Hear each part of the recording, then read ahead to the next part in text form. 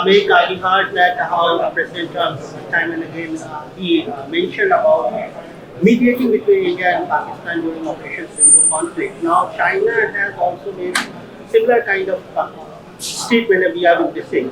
How you see these kind of reaction coming out from China now? It's a surprising claim that is being made by the Chinese foreign minister that Beijing mediated between India and Pakistan during Operation Sindhu. I demand that the Modi government must rebut this claim officially and assure the country that no third-party intervention is acceptable. All of us know in the country that China supplies 81% of weapons to Pakistan and provided real-time intelligence during Operation Sindhu.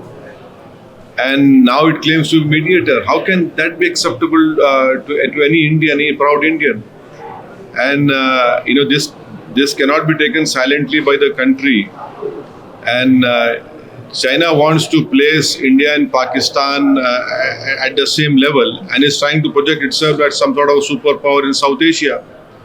So I want to know from the Modi government, is this what the Prime Minister agreed with the Chinese government when he visited China?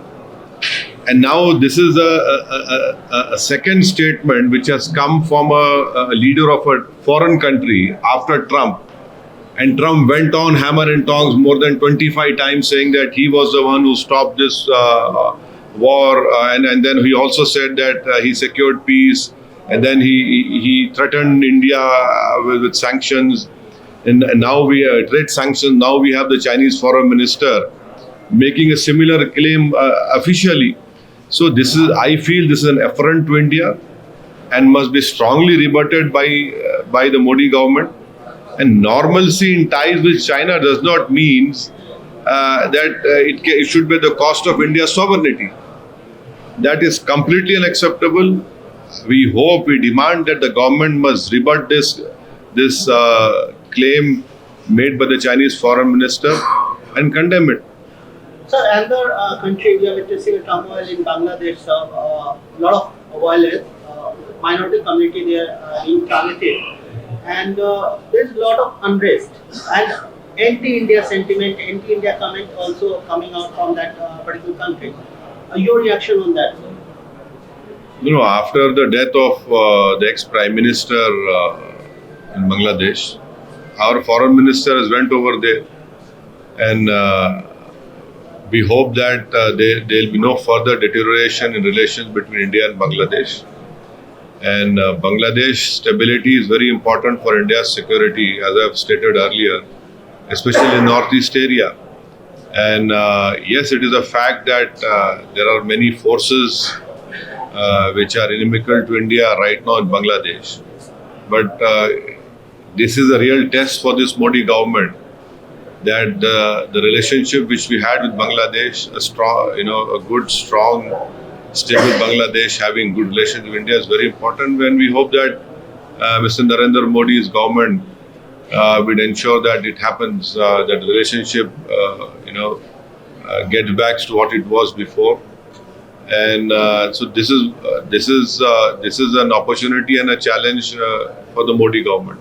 Sir, Bhagirathpura में जो पानी की वजह से 8 लोगों की मौत हुई है पानी के प्रदूषण की वजह से इंदौर में, उसको लेकर क्या है? तो अब इन लोगों को खाली बुलडोजर की फिक्र है, खाली बुलडोजर से घर तोड़ना चाहते हैं। किसी मुसलमान पे इल्जाम लगा तो उसको लाकर पीटते और घर तोड़ देते। तो ये इनकी गवर्नमेंट ऐसे ही है कि ये लोग बेसिक एमिनिटीज जो है, जिसको इंसान को जरूरत पड़ती है, साफ पीने का पानी मुहैया नहीं कर सकते ये लोग। तो ये तो मध्य प्रदेश सरकार की सरासर नाकामी है कि हम 26 में आ गए और 2026 में हम विश्व गुरु के दावे करते हैं और गंदा पानी पीकर लोग मर जाते हैं। तो ये तो इनको चुल्लू भर पानी में डूब मरने की जरूरत है बीजेपी के इन तमाम लोगों को, जो हमेशा बुलडोजर इस्तेमाल करते, कभी एनकाउंटर का नाम करते। तो अब ये इनको बताना पड़ेगा देश को सर तलवार बांटे जा रहे हैं, खुलेआम वीडियोस बनाई जा रही हैं। यति नरसिंहानंद ने भी एक बयान दिया है कि ISIS जैसा संगठन बनाना चाहिए, तलवार बांटना चाहिए। तो ये इसलिए इस तरह की बकवास कर रहे हैं क्योंकि उनको मालूम कि उत्तर प्रदेश की सरकार उनको कुछ नहीं करेगी, केंद्र की सरकार आंख बंद कर लेगी, कान बंद कर लेगी।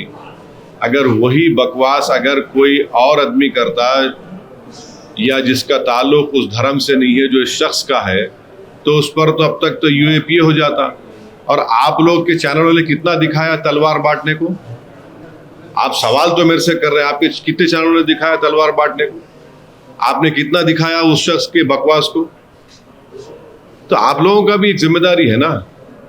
अगर कोई दूसरा कुछ बोल दे तो आप लोग तो 6 बजे 7 बजे 8 बजे 9 बजे आप लोग बैठकर फतवे जारी करते, मगर ये जो बकवास बोली जा रही है उसमें कुछ नहीं हो रहा, तलवार बांट रही है और बाद में आप उनको पकड़ते हैं। भाई तलवार अगर बांट रहे हैं तो फिर ये तो कानून को अपने हाथ में सामने ले रहे हैं। बरेली में एक लड़की अपना बर्थडे मनाती है, तो बर्थडे मनाती तो ये कौन है लोग जो घुस के अंदर मारते हैं, लव जिहाद का नाम ले रहे? नौजवान बच्चे हैं, बैठे हैं, बात कर रहे हैं, पुलिस ने इनको अरेस्ट किया। अरे अरेस्ट करते हैं, इसको अरेस्ट बोलते हैं आप? जो मुसलमान लड़के उनको अरेस्ट किया। बिल्कुल उनको अरेस्ट करे, उल्टा अरेस्ट करे उन लोगों को जो वहां पे इनवाइटेड थे। तो ये इनका दोहरा रवैया है बीजेपी सरकारों का कि ये खुली छूट दे चुके हैं विजिलेंटीज को कि आप जो चाहे करो हिंदुत्व के नाम पर। सर हिंदी में आप अगर बोल रहे हैं, चाइना के फॉरेन मिनिस्टर हैं, उनका स्टेटमेंट अभी आया है, उन्होंने भी क्लेम किया है कि इंडिया और पाकिस्तान के बीच में उन्होंने मीडिएट किया ऑपरेशन सिंदूर के दौरान। पहले हमने देखा था इसी तरीके के बयान अमेरिका की तरफ से।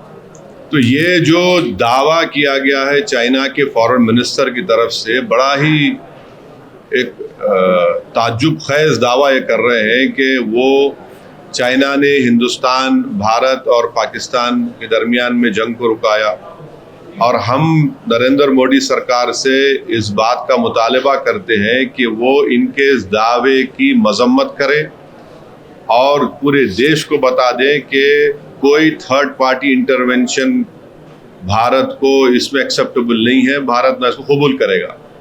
दूसरी बात यह है कि पूरी दुनिया जानती है कि चाइना 80% से ज़्यादा हथियार पाकिस्तान को देता है और ऑपरेशन सिंदूर के दौरान उन्होंने जब हमारी बहादुर फौज और हमारी एयरफोर्स उन दहशतगर्दों के ठिकानों को निशाना बना रही थी, तो ये चाइना की हुकूमत ने उनको रियल टाइम इंटेलिजेंस पाकिस्तान की फौज को दिया ऑपरेशन सिंदूर के दौरान में।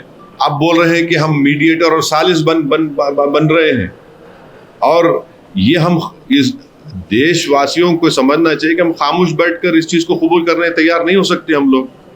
चाइना अपने आप को ये बता रहा है कि हम भारत को और पाकिस्तान को एक ही लेवल पर बिठा रहा है और पूरे जनूबी एशिया में बता रहा है कि हम बड़े सुपर पावर हैं।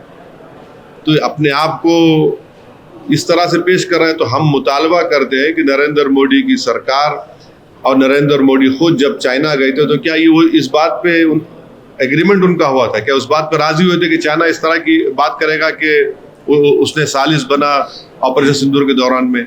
और ये तो दूसरा इस तरह का एक बात रखी गई है, क्लेम किया गया है। पहले अमेरिका के सदर ट्रंप ने कहा कि मैंने पाकिस्तान और भारत के दरमियान में जंग को रुकाया और उनको डराया मैंने ट्रेड सैंक्शंस को देकर। तो ये अब चाइना उसी तरह की जबान इस्तेमाल कर रहा है कि हमने उस जंग को रुकाया। तो हम फिर से कह रहे हैं कि चाइना से अगर ताल्लुकात अच्छे हो रहे हैं तो इस बिना पर ताल्लुकात अच्छे नहीं हो सकते कि हम अपनी मुल्क की सालिमियत और सॉवरेनिटी को भूल जाएं। तो ये अब नरेंद्र मोदी की सरकार को इसका खुले तौर पर ऑफिशियली इसका कंडेम करना और इसका रिबट करना चाहिए। बांग्लादेश में जो हिंसा हो रही है सर, वहाँ पर माइनॉरिटी कम्युनिटी को टारगेट किया जा रहा है, कुछ मौतें भी हुई हैं, इसको लेकर आप क्या कहना चाहेंगे? नहीं, मैं तो पहले बोल चुका हूँ ना, 2 दिन पहले बोला इस बार। सर एक लास्ट क्वेश्चन, दिल्ली में एयर क्वालिटी को लेकर मुद्दा काफी बढ़ रहा है, आप भी वहाँ पर ज्यादातर रहते हैं दिल्ली में, तो उसको लेकर क्या कहना चाहिए? बोलिए, अब तो वहाँ जहाँ पर सेंटर्स हैं जहाँ पे एयर क्वालिटी टेस्ट करते हैं वहाँ पे पानी मार रहे हो लोग, इसकी फिक्र ही नहीं है उन लोगों को।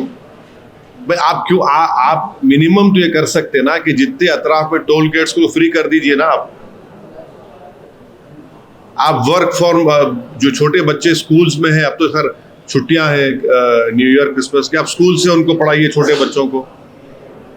आप गवर्नमेंट के कई एम्प्लॉयज को वर्क फ्रॉम होम कर सकते हैं, ये चीजें आप कर सकते हैं, आप नहीं करना चाह रहे। जितने टोल गेट से फ्री क्यों नहीं करते आप जनवरी एंड तक उसको। आप जो बच्चे प्राइमरी स्कूल के उनको घर से पढ़वाइए। ये करना ही नहीं चाहते, फिक्र ही नहीं है। इनके प्रायोरिटीज, इनके तरजीहात कुछ और है, गवर्नेंस के ऊपर इनकी कोई तवज्जो नहीं है। और ये तो नस्लें खराब हो रही है, बर्बाद हो जा रही है वहां पर। सर बंगाल के में चुनाव आने वाले अभी देखिए अब महाराष्ट्र में आप जाने वाले हैं सर। महाराष्ट्र को लेकर, महाराष्ट्र लोकल बॉडी को लेकर में वारिस पठान जी ने बोला था, डिबेट हुआ है कि पठान बनेगा मेयर की हिंदू मराठी बनेगा। एक बात सुनिए, भारत का संविधान सुप्रीम है। क्या भारत के संविधान में ऐसा कुछ चीज लिखी हुई तो नहीं है ना, कोई बन सकता है। चलिए अभी महाराष्ट्र में लोकल बॉडी में क्या है आपकी तैयारी है सर? एमआईएम की? हाँ, मैं जा रहा हूँ, मैं भी कैंपेन करूँगा। और 3 जनवरी के दिन गोवंडी में मेरे पब्लिक इलेक्शन कैंपेन शुरू होगा। और फिर मुख्तलिफ, औरंगाबाद है, मालेगांव है, धुलिया है, इंशाल्लाह नांदेड़ है, परभनी है, अमरावती है, अकोला है, अहमदनगर है, और जहाँ है प्रोग्राम बनेगा मैं जाके कैंपेन करूँगा अपने पार्टी कैंडिडेट्स के लिए। एक और चीज है सर, बंगाल के एक एमपी है, लीडर है टीएमसी से, वो टीएमसी से अब उनको हटा दिया गया। वो बार बार क्लेम कर रहे हैं कि एमआईएम के साथ उनका गठबंधन हो गया है और एमआईएम के साथ मिलकर जो भी बंगाल के चुनाव के बारे में बोलना है, सही टाइम पे हम आपको बताएंगे।